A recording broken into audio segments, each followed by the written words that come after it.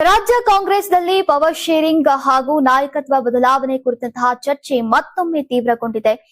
ಮುಖ್ಯಮಂತ್ರಿ ಸಿದ್ದರಾಮಯ್ಯ ಮತ್ತು ಉಪಮುಖ್ಯಮಂತ್ರಿ ಡಿಕೆ ಶಿವಕುಮಾರ್ ನಡುವಿನ ಕುರ್ಚಿ ಕಾದಾಟಕ್ಕೆ ಈಗ ಪಕ್ಷದ ಹೈಕಮಾಂಡ್ ಇನ್ನೂ ಸ್ಪಷ್ಟ ಬ್ರೇಕ್ ಹಾಕಿಲ್ಲ. ಈ ಹಿನ್ನೆಲೆಯಲ್ಲಿ ಇಬ್ಬರು ನಾಯಕರ ಬಣಗಳ ನಡುವೆ ಗುದ್ದಾಟ ಮುಂದುವರೆದಿದ್ದು, ಪವರ್ ಶೇರಿಂಗ್ ವಿಚಾರವೇ ಈ ಒಳ ಹರಿವುಗಳ ಮೂಲವಾಗಿದೆ. ಈ ಎಲ್ಲಾ ರಾಜಕೀಯ ಬೆಳವಣಿಗೆಗಳ ನಡುವೆಯೇ ಇತ್ತೀಚಿನ ಮುಖ್ಯಮಂತ್ರಿ ಸಭೆಗೆ ಗೈರಾಗಿದ್ದಂತಹ ಉಪಮುಖ್ಯಮಂತ್ರಿ ಡಿಕೆ ಶಿವಕುಮಾರ್ ಅವರು ದೆಹಲಿಯತ್ತ ಪ್ರಯಾಣವನ್ನ ಬೆಳೆಸಿದ್ದಾರೆ.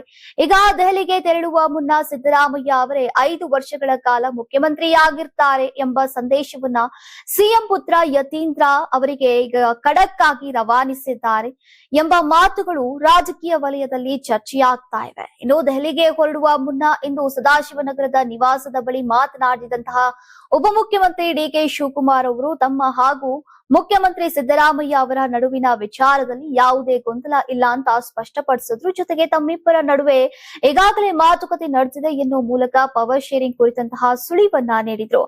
ಯಾವ ವಿಚಾರದಲ್ಲೂ ಯಾವುದೇ ಗೊಂದಲ ಇಲ್ಲ, ಗೊಂದಲ ಇದ್ರೆ ಅದು ಬೇರೆಯವರಿಗೆ ಇರಬಹುದು. ನಾನು ಮತ್ತು ಸಿದ್ದರಾಮಯ್ಯ ಏನು ಮಾತನಾಡಿಕೊಂಡಿದ್ದೇವೆ ಅನ್ನೋದು ನಮಗೆ ಗೊತ್ತು.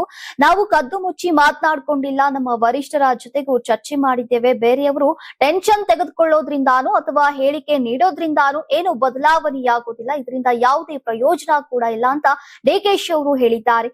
ಈ ಹೇಳಿಕೆಗಳ ಮೂಲಕ ಈಗ ಪರ ವಿರುದ್ಧ ಹೇಳಿಕೆ ನೀಡ್ತಾ ಇರೋರ್ಗೂ ಕೂಡ ವಿಶೇಷವಾಗಿ ಸಿಎಂ ಪುತ್ರ ಯತೀಂದ್ರ ಅವರಿಗೆ ಡಿಕೆಶಿ ಅವರು ಪರೋಕ್ಷವಾಗಿ ಟಾಂಗ್ ನೀಡಿದ್ದಾರೆ ಎಂಬ ವಿಶ್ಲೇಷಣೆಗಳು ಈಗ ಕೇಳಿ ಬರ್ತಾ ಇವೆ. ಇದೇ ವೇಳೆ ನನ್ನ ಪರವಾಗಿ ಕೆಲವರು ಹೇಳಿಕೆಯನ್ನ ನೀಡಿದ್ದಾರೆ, ವಿರುದ್ಧವಾಗಿಯೂ ಹೇಳಿಕೆಯನ್ನ ನೀಡಿದ್ದಾರೆ. ಸಚಿವರಾಗ್ಲಿ ಶಾಸಕರಾಗ್ಲಿ ಯಾರೇ ಆಗಿರ್ಲಿ ಅವರ ಹೇಳಿಕೆಗಳಿಂದ ಪಕ್ಷಕ್ಕೆ ಡ್ಯಾಮೇಜ್ ಆಗತ್ತೆ. ಎಲ್ಲರೂ ಬಾಯಿ ಮುಚ್ಕೊಂಡು ಇರಬೇಕು ಅಂತ ಖರ್ಗೆ ಅವರು ಸೂಚಿಸಿದ್ದಾರೆ. ಅದನ್ನ ನಾವು ಪಾಲಿಸಬೇಕು ಅಂತ ಡಿಕೆ ಶಿವಕುಮಾರ್ ಅವರು ಸ್ಪಷ್ಟ ಸಂದೇಶವನ್ನ ನೀಡಿದ್ದಾರೆ. ಈ ಹೇಳಿಕೆಯನ್ನ ಸಿಎಂ ಸಿದ್ದರಾಮಯ್ಯ ಅವರ ಪುತ್ರ ಯತೀಂದ್ರ ಅವರಿಗೆ ನೀಡಿದಂತಹ ಖಡಕ್ ಎಚ್ಚರಿಕೆ ಅಂತ ರಾಜಕೀಯ ವಲಯದಲ್ಲಿ ಅರ್ಥೈಸಲಾಗ್ತಾ ಇದೆ.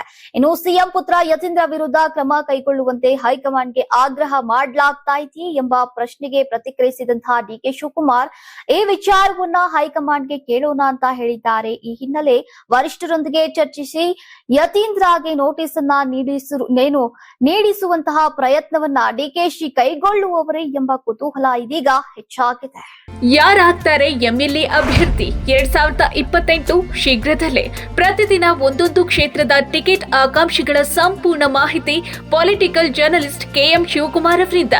ಕರ್ನಾಟಕದ ನಂಬರ್ 1 ಡಿಜಿಟಲ್ ಮೀಡಿಯಾ ನಿಮ್ಮ ನೆಚ್ಚಿನ ಕರ್ನಾಟಕ ಟಿವಿಯಲ್ಲಿ ಮಾತ್ರ.